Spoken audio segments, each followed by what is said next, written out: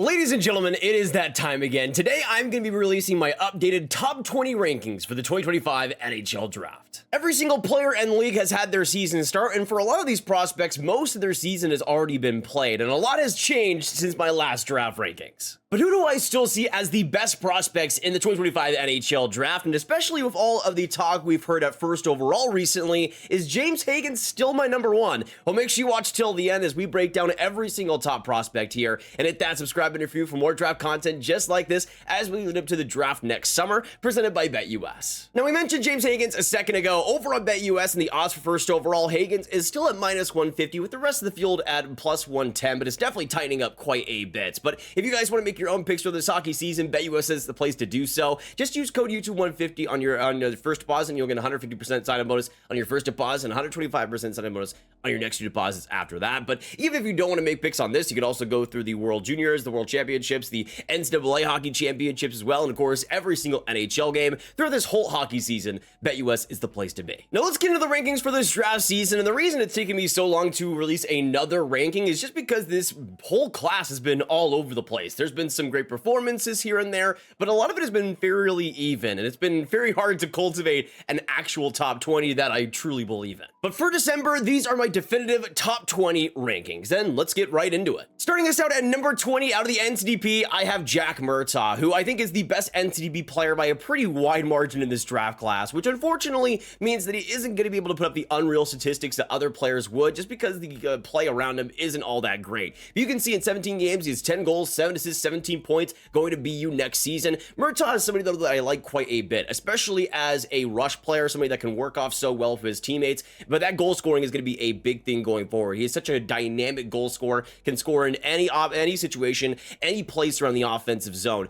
His shot is brilliant, and he really knows how to use it, especially on rushes. That to me is going to be the biggest thing for him, that transition goal scoring play. He's somebody that I want to see a little bit more vision out of and a little bit more effort defensively, but the competitiveness and the play on the rush, the play in transition is so good that I have pretty high hopes for. Next up, coming in at number 19, I have out of the Kitchener Rangers, Cameron Reed, somebody that I've liked quite a bit to start out this season. I wasn't really sure what to make of him coming into the year, but he's done some really great things so far in 29 games, has 5 goals, 20 assists, 25 points, has had a lot of good and confident offensive moments to start out this year, which is what I wanted to see out of him more. He's always been a very efficient, very standard defenseman in a lot of ways, especially on defense, where he doesn't have the biggest size, but is very efficient in how he moves and how he attacks different forecheckers. He's somebody, though, that I think has been able to show a lot more offensive confidence, a lot more flash, and I think we could see him go in a more offensive direction, but there's a lot of ways you could take his development in the future. Next up at number 18, a player that is pretty much right there with Cameron Reed in my rankings, in Kishon Aitchison, another defenseman out of the OHL, this time with the Barrie Colts. To me, with Aitchison, it's a little more clear-cut what he'll be at the NHL level, though I think there's maybe a little bit less potential. In Aitchison's case, I think he'll absolutely be probably a 5th, 4th physical defenseman and a punishing one,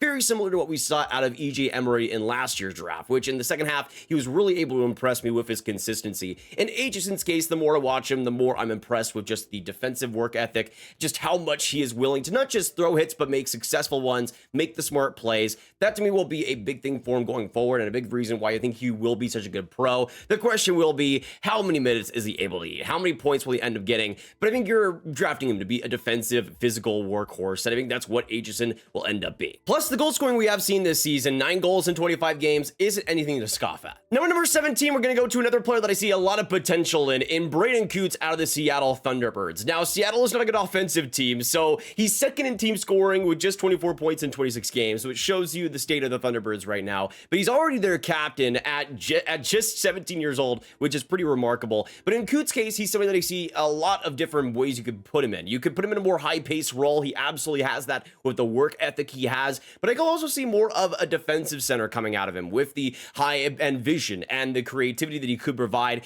He's somebody that I think just has so many different tools. I think putting him together is the big question mark going forward. But I think there's a lot that you can mold him into that I think a lot of teams are going to be salivating over. Now at number 16, we're going to go to a defenseman that I kind of scoffed at to begin the season, but man, he has been proving me wrong so far. That is Radim Mrtka, now of the Seattle Thunderbirds, actually, who started the season in Czechia, but of course has come to the WHL, which I honestly think has been a pretty decent move for him. I think getting in more exposure over in Seattle will be good for him, even if it isn't the greatest team in the world. But as you can see, I think he was decent in the 10 games he played in Czechia. Now he's in the WHL at a half a point per game. I think he's somebody that will have some growing pains there, but in terms of what he can be, with the skating, with the physical play, he is very similar to what we saw out of Dmitry Simashev in his draft year. I don't know if he has quite the skating ability, though it is close, and I mean, he's kind of up that same alley. Now, getting us started inside the top 15, we're going to go on to the QMJHL, which actually is having a pretty good draft year. I have Justin Carbonneau, who has been a favorite for mine for a while in this draft class,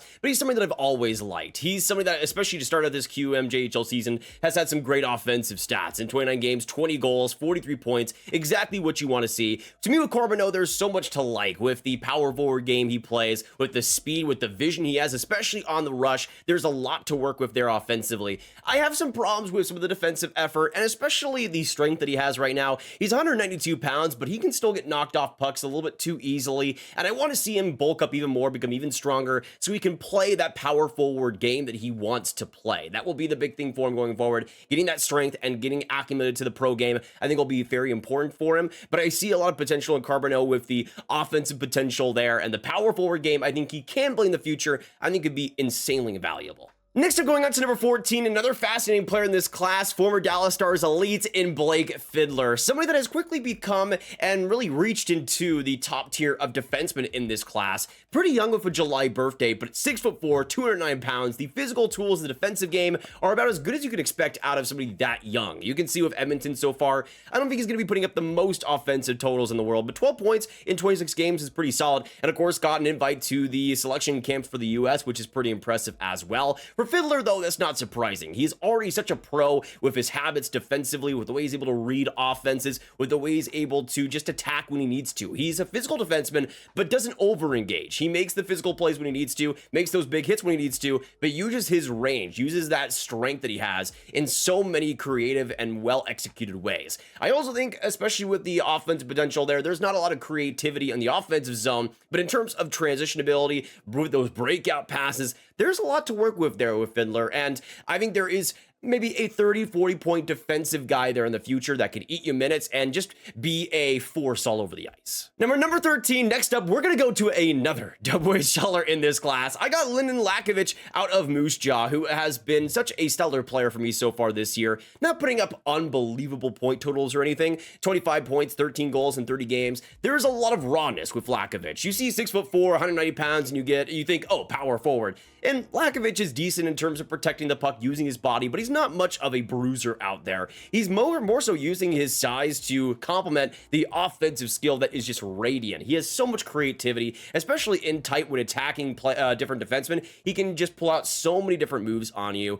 I love the shooting ability. I love the creativity. And even though the size is solid, if he's able to use that more, I think you could get a really strong dynamic, especially with the skating too at his size, offensive skater. Now we're going to go on to number 12, and one of my favorites in this class, and really has been one of my favorites for a long time in this draft class. That is Cole Reshny of the Victoria Royals, who kind of reminds me a little bit of Berkeley Catton, kind of a Catton light to me, where he is just such a good player all around, especially with the smarts that he has, always making the right plays, but he's something that I think brings a lot of good intensity as well. And you can see so far in 27 games for Victoria, 10 goals, 26 assists, 36 points.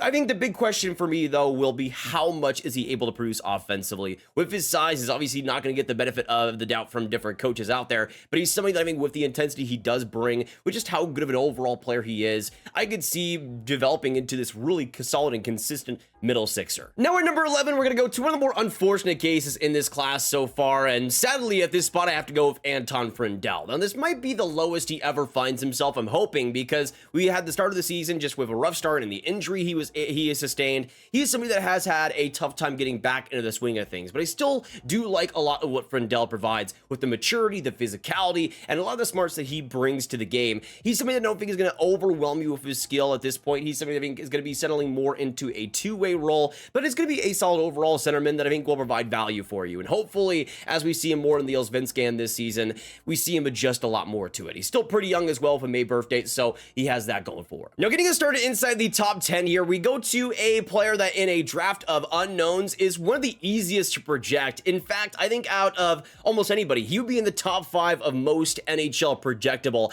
I have Malcolm Spence of the Erie Otters.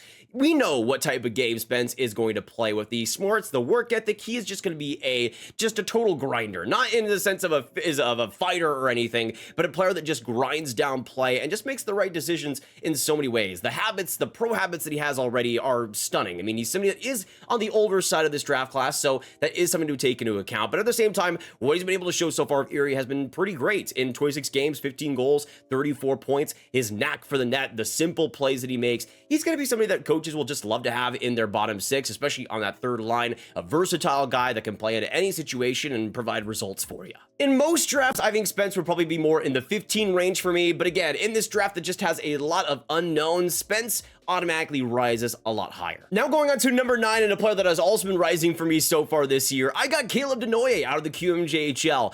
I don't know the last time I had a QMJHL player, I mean, it would have been Alexis Lafreniere, but a player besides Lafreniere that I ranked inside the top 10 coming from the QMJHL, but to me, Denoye absolutely deserves it. He's somebody that I think is kind of against a lot of the things the QMJHL is now. The QMJHL can be sometimes a mess, especially defensively, but Denoye is such a consistent two-way player, such a consistent 200-foot game. You see at 6'2", 172 pounds, he's somebody that I could easily see being this great third line center, though I could see more than that. I could see a solid second line guy, kind of like a Mikael Backlund, where he makes a lot of the smart decisions, just has such a good balance to his game. You can see so far, though, with Moncton in 24 games, 15 goals, 37 assists. To me, I think the playmaking will be the big thing that will take him higher offensively, but that'll be the big question. How much offense is there in his game? Can he be more than just a 30, 40-point centerman? That will be the big thing for me going forward. I think I've been able to see enough to put him inside the top 10, but the pro habits and I think the potential there, I'm willing to bet on. Now at number 8, we go on to somebody that had a ton of hype in the first couple of weeks of the season, but I think has absolutely cooled off, and I think for good reason. That is Roger McQueen of the Brandon Wheat Kings. Now a lot of people will be shocked to see him as low as he is at number 8, but to me, it's for a myriad of reasons. He's obviously a physical specimen, 6'5", 192 pounds, but I think kind of like Lakovic, he's somebody that I don't think uses it as well as he could, though certainly could in the future. In terms of protecting pucks, he's pretty strong at that, but isn't, again, the bruiser that I think that he maybe gets labeled as. You can see so far, he's only played 8 games this season with Brandon, 8 goals, 3 assists, 11 points, pretty good production there, but he reminds me a lot of what we saw out of Kirby Dach in his draft year. A lot of rawness, a lot of inconsistency, and I do like a lot of the tools that McQueen does have, but I just feel like there's a lot of just a lot of inconsistency in his game, and putting it all together, using that IQ in a way that's actually beneficial for him has been a problem so far. I'm still patient on him. He hasn't played that much this season, so I'm going to give him the benefit of the doubt there. Still a top 10 prospect to me, but not top 5. I think other prospects have proved more. Now, continuing with the WHL dominance in this draft class for me, at number 7, I'm going to go with Jackson Smith, somebody that was ranked around the 15 range for me to start out the season, but I have been in love with what Smith has provided this year. He's somebody that has just exploded in his offensive potential and the creativity that he has, man. I mean, just watch a game with Jackson Smith and you will be blown away by the things he is trying to attempt. Some of them don't work, but man, in terms of just pure creativity, I mean, things that you don't even think are possible, Smith is right up there in this class for me. 6'3", 190 pounds, and you can see so far the production hasn't been unbelievable with Tri-City, but in this position, I think he's somebody that could get a little bit more help than he's getting right now. 26 games, 2 goals, 19 assists for 21 points. He's creating so much for his teammates that just isn't getting put into the net. In terms of Smith's game, there is just so much to like there offensively. Sometimes he can get a little bit too overconfident, but I really like the plays that he's setting up, the plays he's creating, and I want to see more of that high-octane offense, especially with the size that he has, too. I think there's a lot of room to grow defensively, which is why I think I like him so much. Now, at number 6, right outside the top 5, we're going to go to a guy that has really exploded this season for a big start. Let's go to Victor Eklund, who has been a beast so far in the Ihs-Wozniak this year. Now, he is on the older side, so that isn't the most surprising thing in the world, but you can see so far in 23 games, 8 goals, 7 assists, 15 points. It's not the SHL, but the Ihs-Wozniak is brilliant pro competition, about as good as you can get besides the SHL, and he's been playing great in that role, in the offensive roles that he's been given there. And it's a little bit different than what Frendell has been getting. The ice time is a pretty big, clear difference. But in Eklund's case, the slipperiness that he had, of course, in his brother and William is there. But I think he's more of a net driver, less of a perimeter player, but more of a play finisher rather than what William Eklund was, which was more of a playmaking guy. I think in Eklund's case, there's a lot to build off there, though I could see his lack of size maybe being a detriment to the game he plays going forward. But I hope not, because there's so much potential there with the game he plays. The just drive that he has in his game is just amazing, and I want to see more of it, and I hope he continues it throughout the rest of this year. Now we move on to number 5, and just outside, I think, the core 4 of this draft, I have Logan Hensler of the Wisconsin Badgers. Now I'm here in Madison. I have seen every game of Hensler, both away and home live in person.